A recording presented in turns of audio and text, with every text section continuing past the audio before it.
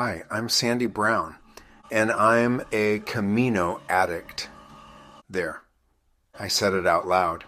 And if you're here now, chances are you might be one too, or at least Camino curious. So this is a safe space. I want to talk about Camino magic. What's new, what's been lost along the way, and what remains timeless. This isn't a lecture, and it's not a sales pitch. It's more like a long conversation over a café con leche, or maybe a cold beer at the end of a long day's walk with Camino friends.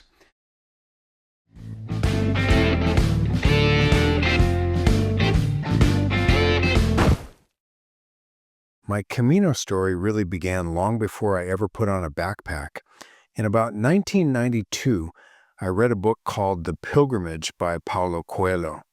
It spoke to a part of me that was restless, a part that wanted freedom, adventure, and meaning. At the time, though, I was a Methodist pastor, firmly anchored to work, responsibilities, and a young family. The Camino would have to wait. It waited 16 years. Some of the blame or credit for my restlessness goes back even further. When I was 11 years old, my fifth grade teacher, Miss Moss, used to read The Hobbit out loud to us after lunch. So I was introduced early to the idea that walking down a road could change you. Bilbo's song stuck with me. The road goes ever on and on, down from the door where it began. At 11, I didn't fully understand it, but something lodged deep inside me. Later, I studied medieval history. I traveled to the Holy Land, Turkey, Italy. I led bus tours for my churches, very civilized, very organized, and yet every taste of Europe, every sip of history, just made me thirst for more. At the same time, I was exploring my Hispanic roots. My mother's maiden name is Nieblas. I wanted to understand where that came from. So at 42 years old, I enrolled in Spanish 101 at a community college, surrounded by teenagers who thought I was the professor. I was burned out, I was restless, I was ready for change. I was a strange mix of Bilbo Baggins and Paulo Coelho's Pilgrim, alert to the road and ready to listen for its lessons. Coelho wrote, "The journey matters because of what it awakens in us, not just because of the outcome." I wasn't looking just for a trip. I was looking for transformation, not a vacation, but a voyage and a vision. And then I walked.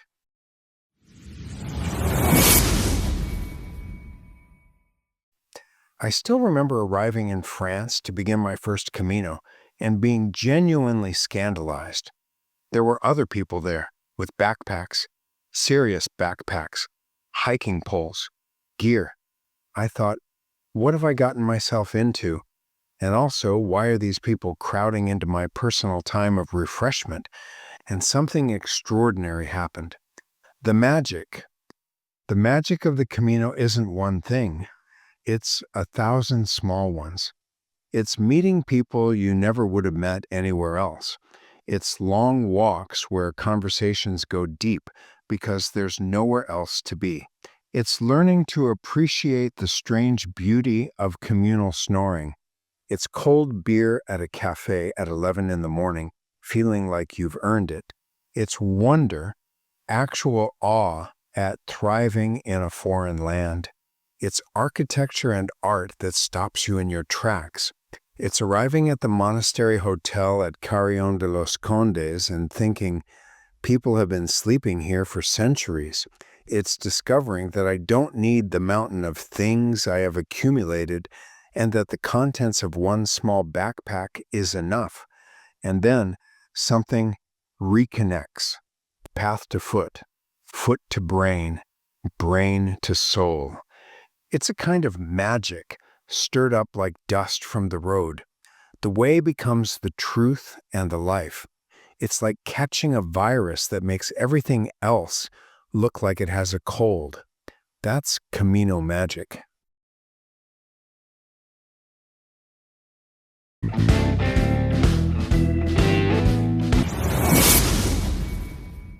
A lot has changed since my first Camino.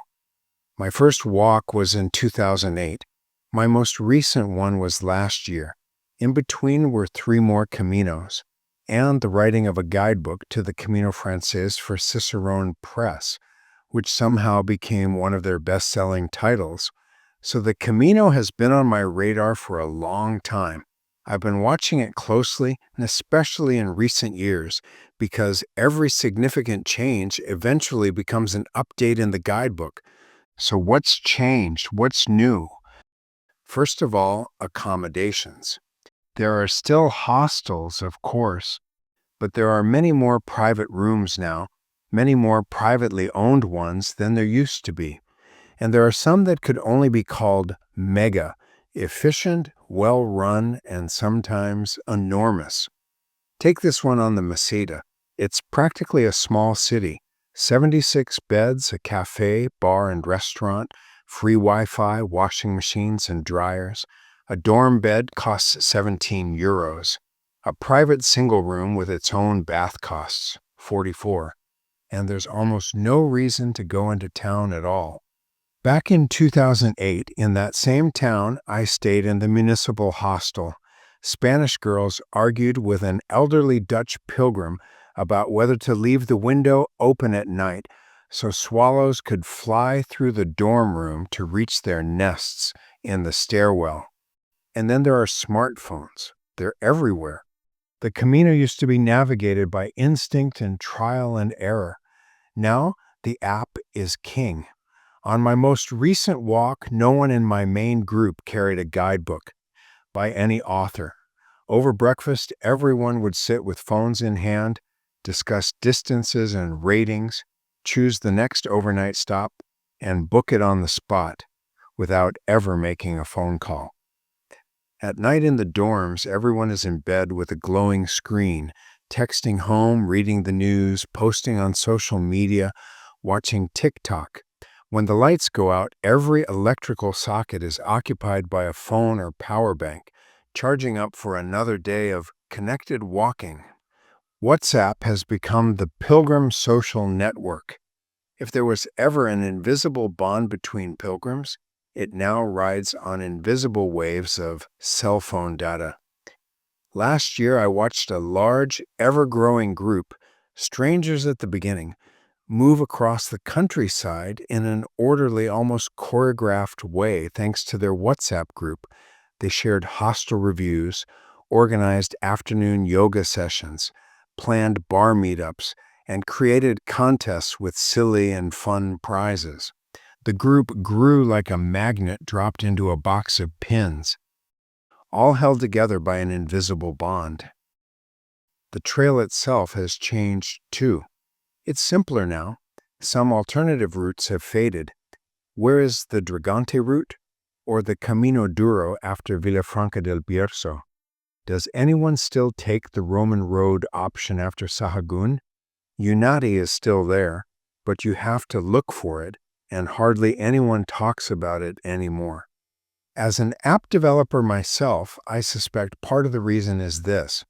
Apps are very good at showing one main route with clear distances and elevation profiles. They're not very good at presenting multiple meaningful alternatives, and so the options quietly fade into the background. Some places survive, Samos, Villar de Mazarif, like little time capsules. Another thing that's new is that sections of the trail have been dramatically improved.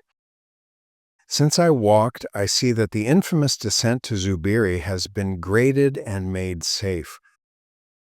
Some tough stretches remain, especially the descent from Cruz de Ferro to El Acebo, but many of the most challenging sections have been improved. Even the Meseta is changing. The plane trees along the roadside paths are growing. What were once small saplings are now fulfilling their purpose of offering shade to refugees from the hot sun. And then there's the change everyone notices. Americans. We're everywhere. Let me give you a few numbers. In 2008, about 99,000 pilgrims walked the Camino Francés. just over 2,000 were Americans. In 2025, there were roughly 242,000 pilgrims and nearly 44,000 Americans. That's a 144% increase overall and about an 1,800% increase from the U.S. You are 20 times more likely to meet an American now than you were then. And yet, the Camino has also become more international than ever. I recently met pilgrims from Brazil, Mexico, Taiwan, and Korea, nationalities I rarely encountered on my early Caminos. The seasons have changed too. What used to be May through September is now April through October. May and September are the new peaks. Summer has flattened. That makes a difference for concerns about crowding. Last June, when I arrived in Vilar de Mazarif, the private hostel was completely empty. Although I'd reserved a dorm bed, the owners invited me to choose a private room instead.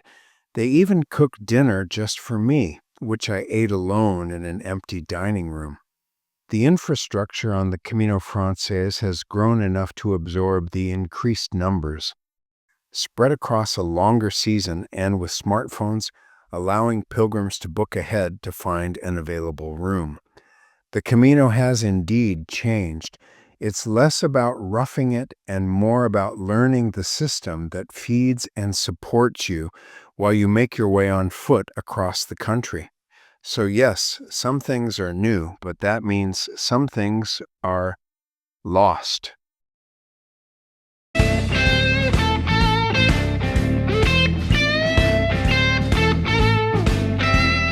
Some things inevitably have been lost. The Camino is no longer about roughing it. You don't worry about stray dogs or brambles. You don't worry much about getting lost. You don't scrub clothes in an outdoor sink anymore. There's a washing machine and a dryer. You don't worry about finding a bed. You've already booked it.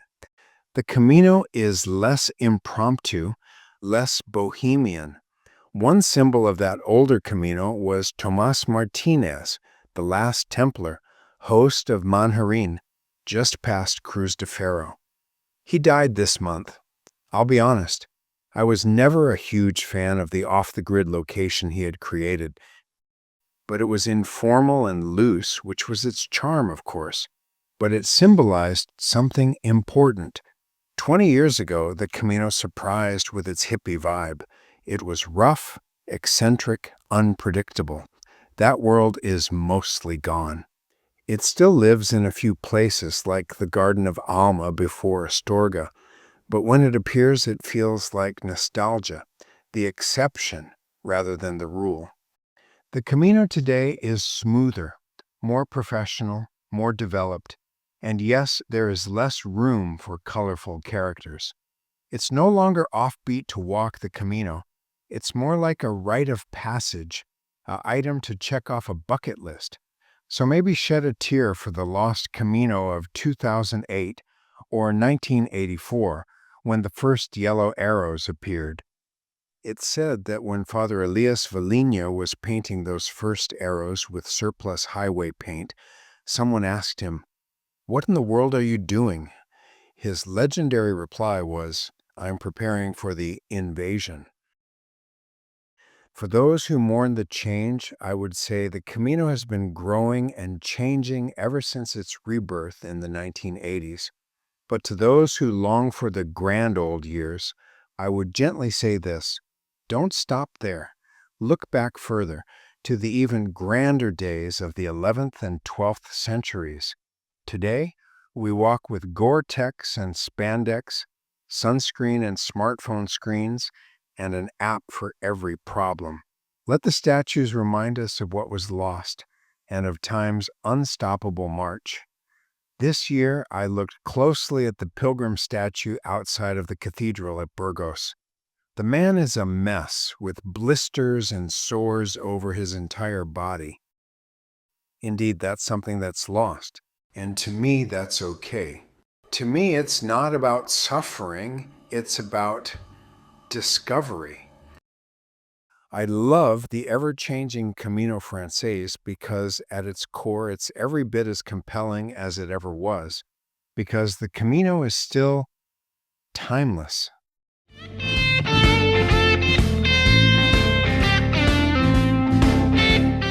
So much remains timeless. It is still a walk, and that still matters. There's a debate in fitness circles about just how many steps each day are the minimum to be healthy. Some say 6,000, some say 10,000.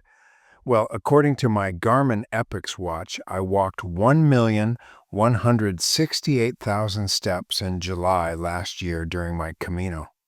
Not counting rest days, that's almost 38,000 steps a day. There are obvious fitness benefits to walking, and those are multiplied over the hours and days spent on long-distance walks. Your ears get adjusted to outdoor life, you hear the wind again, you listen for birdsong, you are surprised with the violent sounds of an automobile passing by. I think there is a kind of realignment that happens in long-distance walking. We are built to walk, not to sit, not to ride, not to drive. We're built to pay attention to the sounds and sights and smells around us. On the Camino, we reattach to the nature side of natural living, and we use parts of our brains that are dormant in the cushioned lives we lead. So the Camino is not just timeless, it is retro. It recreates us as stronger, healthier, and more alive than we were. Of course, these things happen on any long hike. A difference of the Camino is that the outdoors walk is punctuated with human spaces. We walk through agricultural lands, and the long walk is punctuated by cities where people of another culture with another history live their lives. So the Camino gives us another vantage point, a perspective that is less curated than a nature walk. It's oriented toward the human since it bounces from village to town to suburb to city to farm and then to forest and prairie and back again. Within the urban spaces, the Camino immerses you into a foreign culture with a deep history. You see it in the monuments. The cathedral at Santiago is still overwhelming, maybe more beautiful than ever after the restoration. You still step into churches and ask yourself what people dreamt this. You see what was vital to them by the stories they told in stone and wood and gold leaf. There are monuments and moments that bring you to tears. Cruz de Ferro still gathers grief and hope. I watched a woman praying there who had lost her son. I saw the photos she carried. I saw the stones people had left. When I climbed to the cross and looked at where she stood, I saw faces in a dozen photos looking back to me. Images left there by people who wanted to remember someone and say a goodbye, to be unlocked from their grief and to let their loved one go into the beyond. And then there's the walk down, torturous, relentless, with fresh memories of grieving and letting go, until suddenly you arrive in El Acebo and you land at the cafe where someone hands you the best carrot cake you've ever tasted. A person might say that the Camino Francés is a long and tiring walk, but with fresh cake nearby when you need it most. After all of the strengthening and all of the baptism into a foreign culture, and all the reminders of history through art and architecture, the Camino is the people you meet. What was different for me during this Camino was that it would be the first Camino where I would not be able to speak. I was hungry for the social aspect of the Camino, but half of two-way communication is the ability to talk. The first evening, over dinner at the hostel in France, I sat at the table with a fascinating crew of nervous and expectant people from France, Taiwan, Poland, Spain, Italy, and Mexico. The host asked the question, "What are you hoping for in your Camino?" Every person's answer came in their own language, which our host translated into French and Spanish for us. Then came my time to speak. I typed my answer into the speaking app on my phone, my vocal prosthetic, and then played it for the group. I'm here to relax, refresh, and renew. Plus, I'd love to make friends. And over the next 42 days, in spite of not being able to talk well, I made friends, friends, friends, friends, friends, friends, friends, friends, friends, friends, friends, friends, friends, friends, friends, friends, friends, friends, friends, and more friends. Where do I most want to be in the world? I want to be in the magic of friendships. I want to be in the magic of walking. I want to be in the magic of a foreign culture.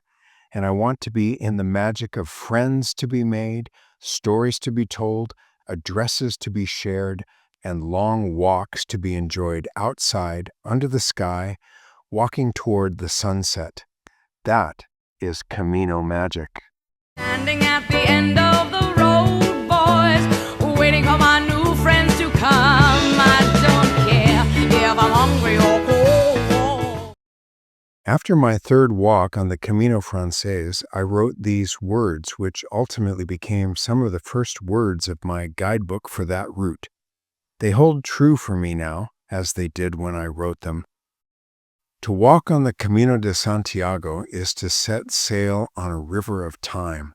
Every ancient church tower, every proud castle, every silent ruin, every rusting, ringing bell has a story to tell the passing pilgrim.